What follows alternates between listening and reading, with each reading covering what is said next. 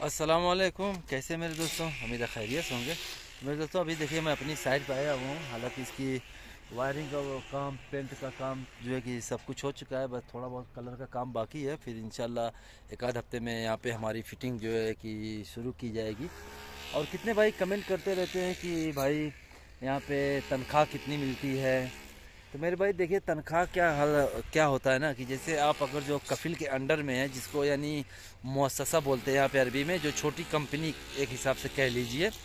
तो अगर जो आप कफिल के अंडर में है तो आपको 15 से 1800 रियाल तनख्वाह मिलेगी इलेक्ट्रिक लाइन में। और जो है कि अगर जो आप अपना काम करेंगे तो यहाँ पे हेल्पर को 80 रियाल 90 रियाल दिहाड़ी मिलती है, कारीगर को 120 130 110 रियाल दिहाड़ी मिलती है। ठीक है। अब एक बात और है कि और कितने भाई पूछते रहते हैं कि भाई यहाँ पर क्या नाम है, ये इलेक्ट्रिक का काम मीटर के हिसाब से होता है या पॉइंट के हिसाब से होता है। तो मेरे दोस्तों यहाँ पे पॉइंट का हिसाब सिर्फ और सिर्फ कंपनी में चलता है, उसको बोलते हैं नुक्ता। समझ गए ना, यानी एक पॉइंट को यहाँ पे बोलते हैं नुक्ता, एक नुक्ता। ये चीज़ याद रखना। तो मेरी वीडियो में आप लोगों को अरबी भी थोड़ी बहुत जो है कि जानकारी होगी। तो अरबी में नुक्ता बोलते हैं। तो एक पॉइंट का काम होता है यहाँ पे, जैसे पहले तो 10 रियाल 11 रियाल था। हर पॉइंट का अलग अलग रेट होता है। सॉकेट का पॉइंट का रेट अलग, एसी के पॉइंट का रेट अलग, लाइटिंग पॉइंट का रेट अलग होता है। हर चीज़ का रेट अलग अलग होता है। तो यहाँ पे मेरे ख्याल से आज की डेट में 112-13 रियाल पॉइंट चल रहा है। और जो कितने लोग बोलते हैं कि जैसे एक फ्लैट का मतलब कितना चार्ज करते हैं। फ्लैट जो होता है ना मेरे दोस्तों, फ्लैट कितना बड़ा है वो साइज़ के ऊपर डिपेंड होता है। जैसे मान लीजिए यहाँ पे नॉर्मली फ्लैट जो होता है 3 बेडरूम होता है, एक साला होता है, साला मतलब लॉबी, और एक मजलिस होती है। मजलिस यानी जो बैठका हॉल बोलते हैं मेहमानों के लिए, यानी दो मजलिस होती है। एक मजलिस हरीम, मजलिस रज्जाल। रज्जाल बोलते हैं लड़के को और हरीम बोलते हैं औरतों को। तो मजलिस हरीम और मजलिस रज्जाल यानी 3 बेडरूम और 2 बैठका, 3 दो 5, एक लॉबी हो गई 6, और एक किचन हो गया 7। और उसके बाद 3 हम्माम होता है। किसी किसी में 2 हम्माम होता है, किसी किसी में 3 हम्माम होता है। और बाकी जो गली होती है, स्टोर रूम एक होता है। तो ये सब का जो रेट होता है, ये यहाँ पे मतलब ये एक फ्लैट नॉर्मली होता है। 80% फ्लैट यही साइज़ का आपको मिलेगा सऊदी अरबिया में। तो अगर इतना बड़ा फ्लैट है तो इसकी वायरिंग करने का, यानी छत की पाइप डाल के वायरिंग करके इलेक्ट्रिक, यानी पूरी शुरू से लेकर लास्ट तक लाइट लगा करके, यानी लाइट ऑन करके, ठीक है, पूरा कंप्लीट इनको यहाँ पे 4500 रियाल, 4000 रियाल, और जो है कि किसी किसी का नसीब अच्छा है तो 5000 रियाल में भी एक फ्लैट मिल जाता है। ये सिटी के ऊपर डिपेंड होता है कि कौन सी सिटी में क्या रेट चल रहा है। अभी जैसे जिद्दा, मक्का, दम्माम, रियाद, ये सब जगहों पे थोड़ा सा रेट जो है कि हाई होता है, लेकिन कुछ एरिया में रेट जो है थोड़ा सा डाउन होता है। तो ये एरिया के ऊपर डिपेंड करता है। अभी फिलहाल जैसे मैं जहाँ पे काम करता हूँ, एक फ्लैट का पहले तो मैं 4500 रियाल लेता था, लेकिन ये कोरोना की वजह से और कुछ जो है कि काम की मंदी की वजह से आजकल रेट बहुत डाउन हो गए हैं। क्योंकि इंडियन भी हैं, बंगाली भी हैं, पाकिस्तानी भी हैं, ये रेट काफ़ी ख़राब कर चुके हैं कुछ लोग। वजह ये है रेट ख़राब होने की, अब जैसे काम नहीं है तब सोचते हैं कि यार जो है कि काम नहीं है, रूम पे बैठे हैं, इकामा का खर्चा है, उसके बाद रूम का खर्चा है, खाना पीना है, और जो जेब में 10-5 रियाल बचे हैं वो भी खर्चा हो रहा है। तो बैठने से बेहतर है यार जो आ रहा है वही आने दो, काम पकड़ लेते हैं। तो आज के डेट में लोग 3500 3200 में काम जो कर रहे हैं फ्लैट का। इतना ज़्यादा रेट ख़राब कर दिया, कहाँ 4500 रियाल और कहाँ आज के डेट में 3000 रियाल में काम कर रहे हैं। तो इसके लिए यहाँ पे हेल्परों की भी दिहाड़ी कम हो गई है, कारीगरों की भी दिहाड़ी कम हो गई है, लेकिन इसमें फ़ायदा कस्टमर का होता है। क्योंकि हमारा रेट तो कम हो चुका है, फ़ायदा पूरा यहाँ पे कस्टमर को होता है। तो ये चीज़ है मेरे दोस्तों। तो आज की डेट में यहाँ पे रेट बहुत ख़राब हो चुका है। और छत की पाइप जैसे हम लोग जब डालते हैं, तो कितने भाई लोग पूछते हैं कि नक्शे से डालते हो या कैसे डालते हो। तो भाई सऊदी अगर जो नक्शा ला करके देता है तो नक्शे के हिसाब से डालते हैं। अगर नक्शा नहीं देता है तो हम लोग अपने माइंड के हिसाब से डालते हैं। और एक चीज़ आप लोगों को बता दूं, यहाँ पे ज़्यादातर छत की पाइपिंग जो होती है इलेक्ट्रीशियन अपने माइंड के हिसाब से ही डालता है कि इस दीवार पे हम पाइप ड्रॉप कर देते हैं तो यहाँ से जैसे लाइट हो जाएगी, सॉकेट देना चाहे तो सॉकेट दे भी हो जाएगी, उस हिसाब से जो है कि हम लोग ड्रॉप कर देते हैं।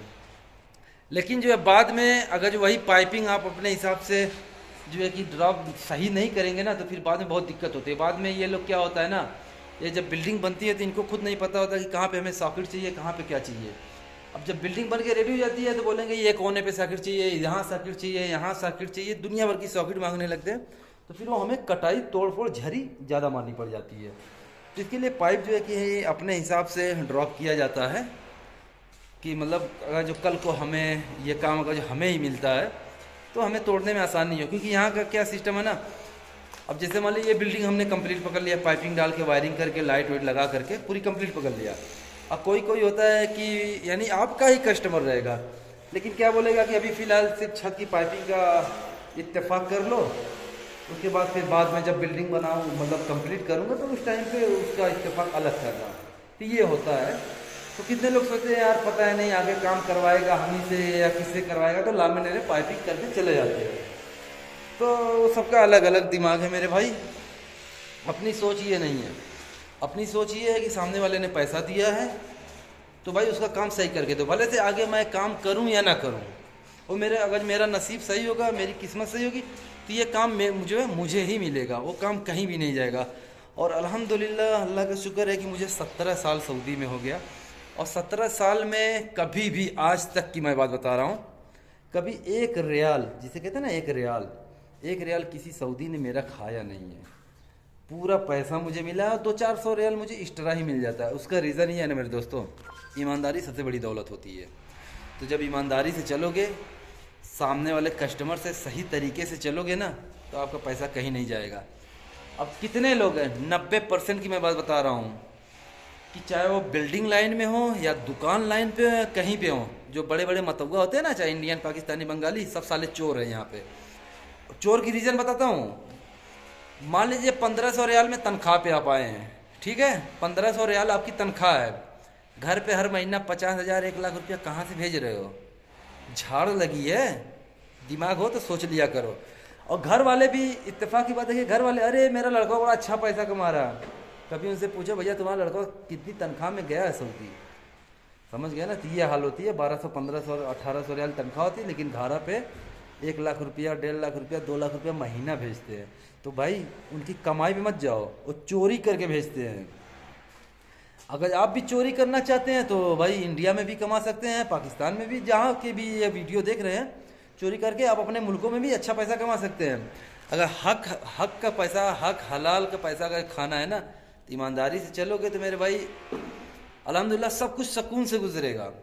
लेकिन आप ये चाहो कि हम बंगला बना लें, नहीं बन पाएगा मेरे भाई, क्योंकि 17 साल से मैं सऊदी में, मुझे अच्छी तरह पता है। और अल्हम्दुलिल्लाह अच्छा खासा कमा लेता हूँ, ऐसी बात नहीं है कि कंडीशन बुरी है, अल्हम्दुलिल्लाह ठीक ठाक कमा लेता हूँ। लेकिन फिर भी भाई आज तक अपना खुद का एक पर्सनली घर नहीं बन पाया, सिर्फ बुनियाद भर के छोड़ा हूँ, अभी तक कंप्लीट नहीं हो पाया। लेकिन कोई कोई मेरे पीछे ही, मेरे गाँव के ही आए हैं, जो है कि 2-2 साल 3-3 साल आया हुआ, 2-2 3-3 साल में 2-2 माले का घर बन गया। कहाँ से बन गया भाई? चोरी चोरी चोरी करो, पैसा बहुत है। लेकिन वो कहते हैं ना कि आता है तो बहुत अच्छी तरह से आता है, और जब जाता है तो गांड फाड़ कर जाता है। समझ गया ना। और जब जाता है तो ऐसा फाड़ कर जाता है ना कि आदमी संभल नहीं पाता है। तो इसीलिए भाई ईमानदारी की रोजी रोटी बेहतर होती है। और जो है कि मेरे घर वाले भाई यही सिखाए हैं कि 2 रोटी कम खाओ लेकिन हलाल की खाओ। तो अल्हम्दुलिल्लाह अल्लाह का शुक्र है कि हलाल की रोजी रोटी तलाश करता हूँ, हलाल की खाता हूँ, चोरी बेईमानी ये सब अपने अंदर नहीं है। इसीलिए शायद अल्हम्दुलिल्लाह कि मैं सऊदी में आया हूँ 2 साल के बाद, 3 साल के बाद मैं अपना खुद का काम करने लगा। और कितने इलेक्ट्रीशियन लोग हैं मेरे पीछे पीछे आए हुए हैं, या मुझसे पहले भी आए हैं, आज भी मेरे साथ दिहाड़ी जो है करते हैं, या किसी और के साथ दिहाड़ी करते हैं, ठीक है। हालांकि उनका सपोर्ट भी यहाँ पर है, भाई हैं तो रिश्तेदार हैं, सब लोग हैं, दुनिया का सपोर्ट है। और मैं अल्हम्दुलिल्लाह यहाँ पे मेरा कोई नहीं है भाई, कोई सपोर्ट किसी माई के लाल का नहीं है। कोई इंडियन, पाकिस्तानी, बंगाली ये नहीं कह सकता कि मैंने अजीम का इलेक्ट्रिक लाइन में सपोर्ट किया है। कोई माई का लाल नहीं कह सकता। जो भी हूँ अपने दम पे हूँ, किसी के दम पे नहीं हूँ, या किसी ने मुझे यहाँ तक नहीं पहुँचाया है। अल्हम्दुलिल्लाह अपने दम पे हूँ, और पहुँचाने वाला अल्लाह है। समझ गए ना मेरे दोस्तों। उसका रीज़न यही है कि सामने वाले से मोहब्बत से पेश आओ, ईमानदारी से काम करो। सबसे बड़ी चीज़ ये होती है ना कि अभी मान लीजिए जैसे ये बोर्ड है, ये बोर्ड मैं लगा रहा हूँ, अब ये टेढ़ा है, अब दिखने में मुझे टेढ़ा लग रहा है, यानी मुझे पसंद नहीं है, तो फिर ये सामने सऊदी को कैसे पसंद आएगा? तो मेरी सोच ये होती है कि जब मुझे नहीं पसंद है तो सामने वाले को कैसे पसंद आएगा? तो मुझे ये काम मुझे खुद पसंद आना चाहिए। समझ गए ना दोस्तों? ये सबसे बड़ा रीज़न होता है। जो भी काम करें आपको खुद जब पसंद आएगा ना तो ऑटोमेटिक सामने वाले को पसंद आ जाएगा। तो काम हमेशा अच्छा करो, इंशाल्लाह सक्सेस रहोगे, सब कुछ रहेगा। तो चलिए फिलहाल इंशाल्लाह किसी और वीडियो मिलेंगे, तब तक के लिए अल्लाह हाफिज़।